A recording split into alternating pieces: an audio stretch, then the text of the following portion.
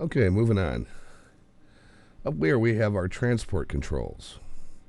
Rewind to the beginning, play, record, pause, stop, and move to end. So all important tools when trying to navigate around the track idle, as well as recording the tracks themselves and playing the tracks back. Now, I told you we'd get back to this.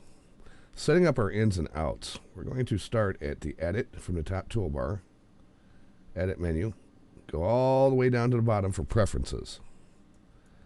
This is where we set up our inputs and outputs of our sound card.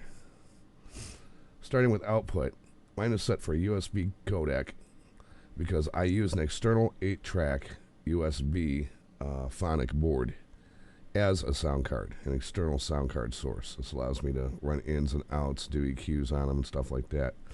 Chances are you're probably running an inside a computer card or PCI card, in which case so am I, and that would be my Realtek HD audio output. But for my purposes, I'm going to use the USB audio codec because that's what I have on board with mine. You'll probably want to be going with your sound cord, or if you're wearing a headset mic and you're doing verbal stuff, you might want to work with that. And it should tell you what that is right up there. So this is to be able to hear back what we've recorded, and I'm going to select my USB audio codec. Recording. This is most important because this is how we put sounds into the track.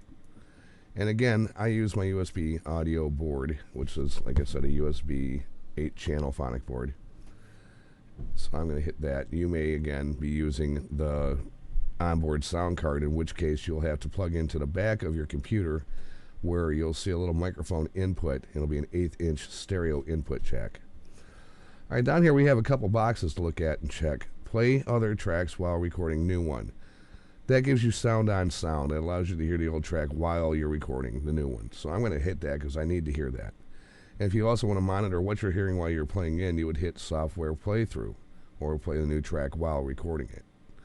Personally, I have a different way to monitor my stuff, so I'm not going to check that. You might want to check that because you want to hear it through the speakers or headphones or whatever you're using.